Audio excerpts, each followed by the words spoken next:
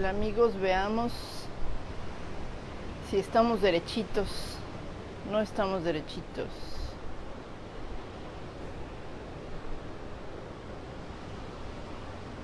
Vamos a mover por acá.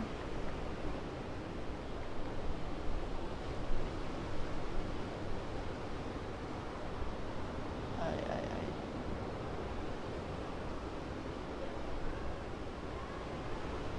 ay. Lo que quiero es compartirles el atardecer, pero a ver si así ya.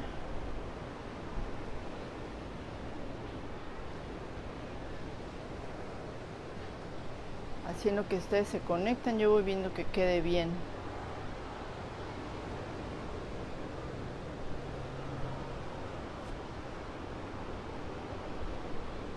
Y se sigue viendo de lado. Lo bueno que tengo aquí mi computadora. Y ya chequé que tengo que voltear el celular.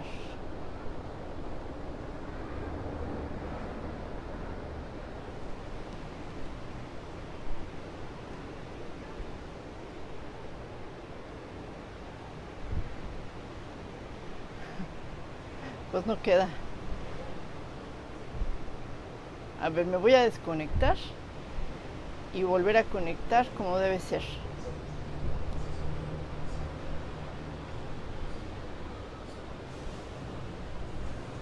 Ah, ¿qué tal? Ya. No sé cómo lo hice, pero ya quedó.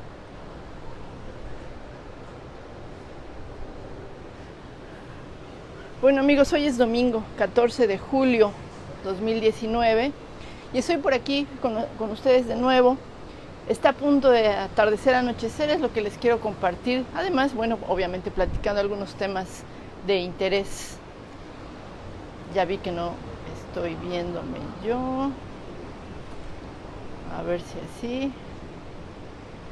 Digo, está bien que vean el atardecer, pero también si me veo yo de casualidad.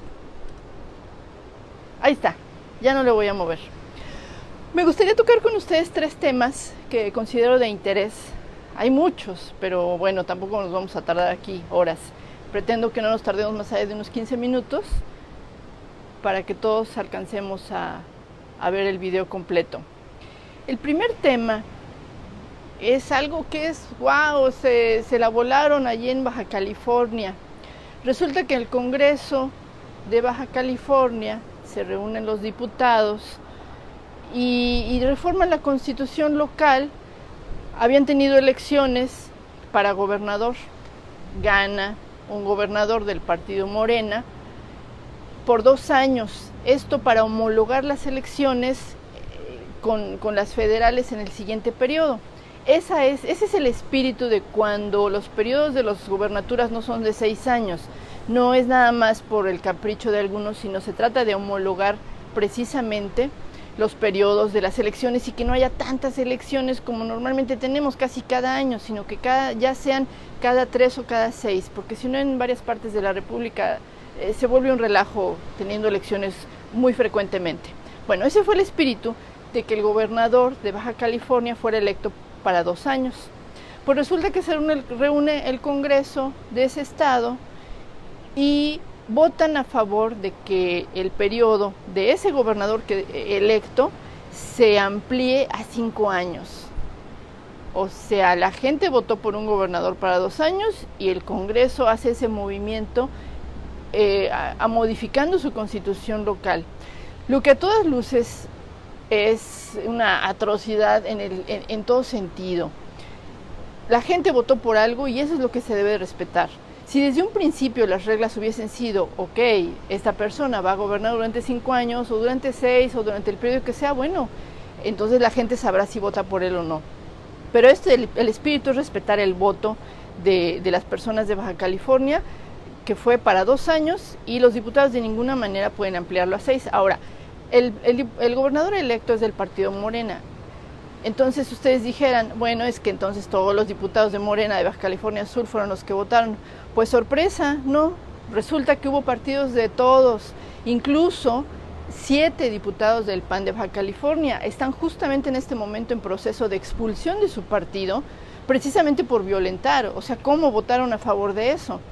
En un principio, cuando la noticia se dio a conocer, pues sí, claro, todos pensamos eso. Claro, Morena fue a avalar que el gobernador en lugar de 2 años sea de 5. No, sorpresa. Fueron varios partidos que están que quisieron modificar, y de hecho la modificaron, pero que a todas luces es incorrecto. Ahí lo que tengan que hacer, pero no se puede que las personas votan por un periodo y se amplíe de la nada por otro. Eso es un escándalo, y les comento, ya está en proceso de expulsión los partidos, los 7 diputados provenientes del PAN que votaron a favor. Y hay otros más de otros partidos, me parece que PRI y otros más, que de ninguna manera se puede aceptar. Esto daría pie, crearía un precedente a que cualquier congreso de cualquier estado de la República se le antoje que su gobernador, en lugar de 6 años, pues que sea de 8, de 9, de 10, de lo que les convenga.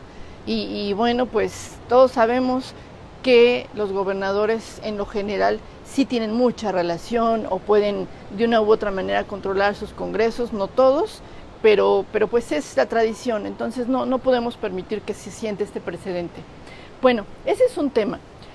El otro tema que les quiero tocar, hay un incendio ahorita en la biosfera de Siancán que al parecer está muy fuerte, y justamente la fortuna de las redes sociales es que ya nos podemos enterar de todo en el mismo momento. No tenemos que estar esperando al día de mañana que en el periódico salga y apenas nos estemos enterando.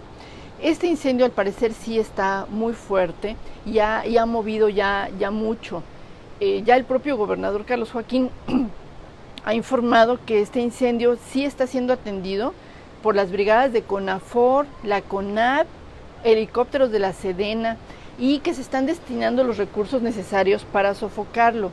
Incluso menciona que de requerirse más personal, entrará la Sedena y la CEMAR para apoyar.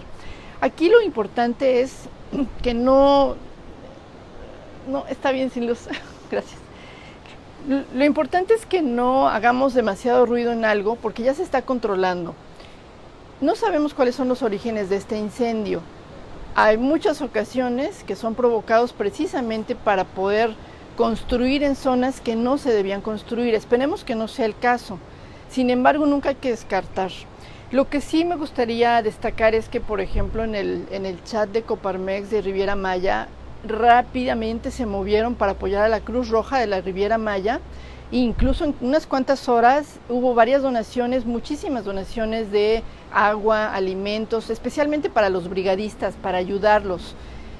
En un ratito se entró a la cuenta un aproximado de 9,000 pesos, dieron un reporte los integrantes de la Cruz Roja.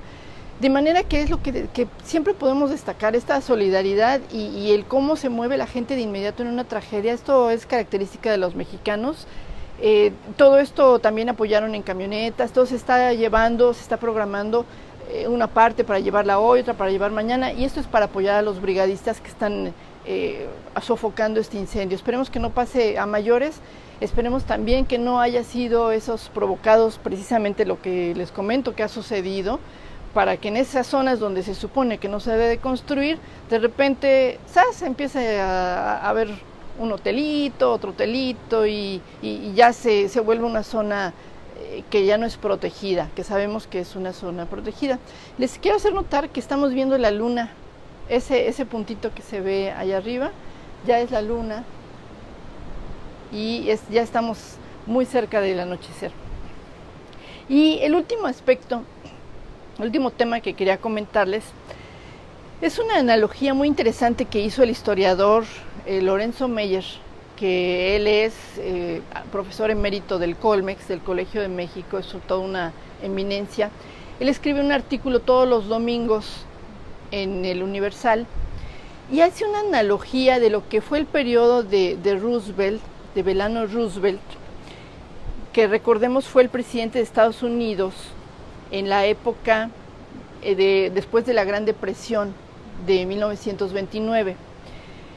La biografía del presidente Roosevelt es fascinante. Él estuvo durante 4 periodos, es uno de los presidentes más longevos que ha tenido Estados Unidos. Y la analogía que hace Lorenzo Meyer es por lo siguiente, es por el periodo de transformación que se está viviendo en México. Lorenzo Meyer menciona y nos recuerda el New Deal. Recordemos nosotros que el New Deal surgió después de la guerra, la economía estaba paralizada en Estados Unidos y eso provocó que Roosevelt uniera a todas las fuerzas. Recordemos que era un presidente del Partido Demócrata. Él uniera a todas las fuerzas, republicanos, demócratas, para que todos juntos caminaran hacia una transformación del país. La economía de Estados Unidos en ese entonces estaba en muy deplorables condiciones. Entonces, Lorenzo Meyer nos recuerda a ese momento de Franklin Roosevelt. Estamos hablando de 1933, 1937, de ese periodo, después de todos los estragos que les comento de la Gran Depresión. Y él menciona esta analogía porque dice que en México, en el México de ahora, es un periodo, digamos, podría calificarse como parecido. Es un periodo en el que se supone que se está sustituyendo el neoliberalismo, pero él hace énfasis en que debe sustituirse, pero entonces esto debe ser muy rápido, esto no podemos tardarnos demasiado. Menciona y recuerda que el actual gobierno mexicano ha enumerado las razones del por qué está rechazando el modelo anterior. El modelo anterior, y nos da una síntesis muy interesante que concentra el todo. El crecimiento del ingreso per cápita en los últimos 36 años fue menor al 1% anual. ¿Esto qué significó? Una gran concentración de la riqueza. Y ahora son datos del INEGI y el 30% de los hogares de mayor ingreso se quedaron con el 63% del total, mientras que los del fondo, o sea, las clases más bajas, captaron apenas el 9%. Esos fueron los estragos que él nos está mencionando. Y hace una acotación muy interesante. Dice que ahora lo que falta es dar forma clara a nuestro post-neoliberalismo. Y menciona unos casos muy interesantes porque hay un libro que se acaba de publicar y que menciona los casos exitosos y las lecciones que México podría tomar respecto al mundo. Son 6 ensayos que son unas experiencias que nos podrían servir. 4 son asiáticas, una es del Japón, de China, de Corea, de Vietnam, y 2, nada más y nada menos, de Alemania y Finlandia, que a marchas forzadas trabajaron sobre su economía. No me quiero alargar demasiado porque son ensayos, también él no los describe en su totalidad, pero nos da un esbozo de lo que se trata y de lo que México podría aprender en esas lecciones. Es un estado desarrollador. Por ejemplo, dice, en el caso de, me voy a ir más abajo, en el caso de Corea, por ejemplo, dice que un aspecto previo a su despegue, recordemos que Corea despegó como una nación ya de primer mundo en todo aspecto, pero hasta hace unas 3 décadas era como un patio trasero, o sea, sucio, prostitución, narcotráfico, o sea, era un país bastante más atrasado incluso que México. Bueno, en este caso Corea nos habla que previo al despegue hubo todo un cambio en el sistema educativo, hubo una reforma agraria y una burocracia meritocrática. Aquí me detengo porque me parece un aspecto nodal. No podemos tener una burocracia que nada más va y cobra su quincena y se sienta a ver qué va a hacer. Es una burocracia que tiene méritos para estar ahí, que tiene vocación de servicio, lo que siempre nos dicen pero que pocas veces sucede. Allí se optó por alentar a ciertos sectores económicos considerados estratégicos y un sistema financiero utilizado como instrumento para promover un crecimiento acelerado. Y los resultados están a la vista. Como mencionaba, Corea ahorita es uno de los países de gran crecimiento de primer mundo. Dentro de estos ensayos que nos menciona Lorenzo Meyer, nos habla también del caso de China. China es un caso que se cuece aparte. Es un estado bajo el control del Partido Comunista, pero tomó experiencias de Alemania, de Corea, de Japón, de Taiwán e incluso experiencia norteamericana y dio forma a un socialismo de mercado.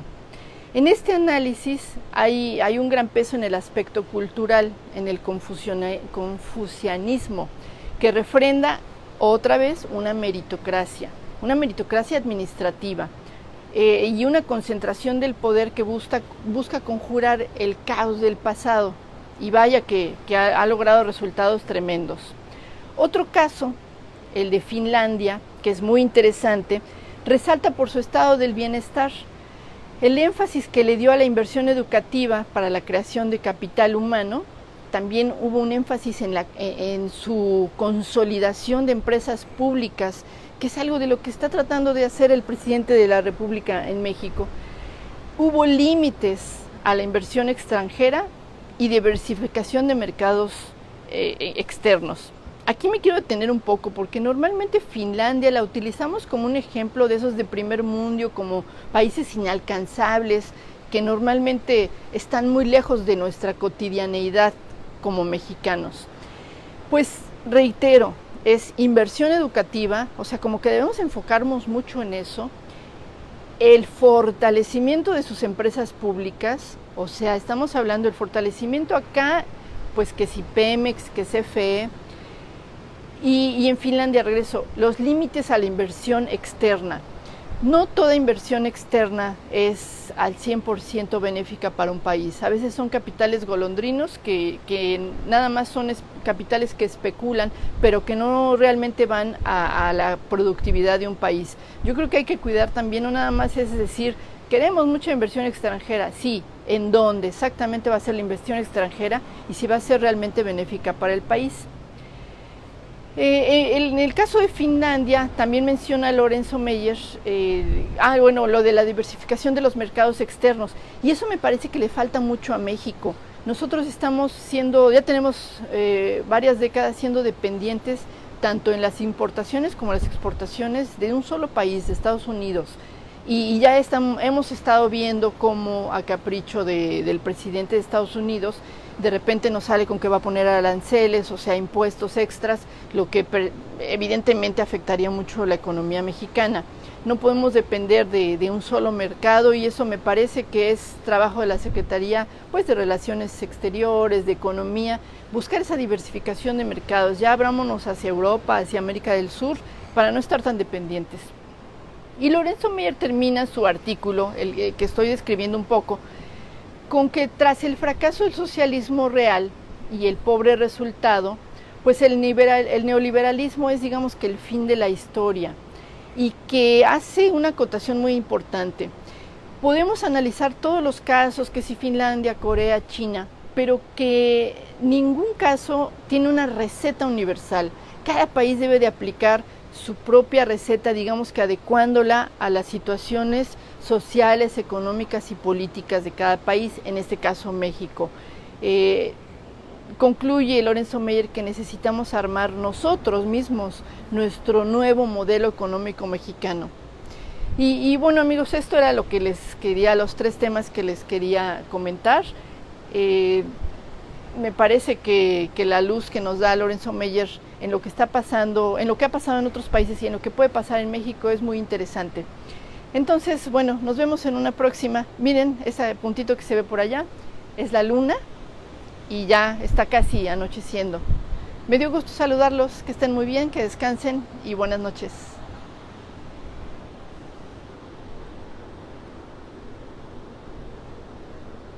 Los dejo con la vista de la luna unos cuantos segundos más.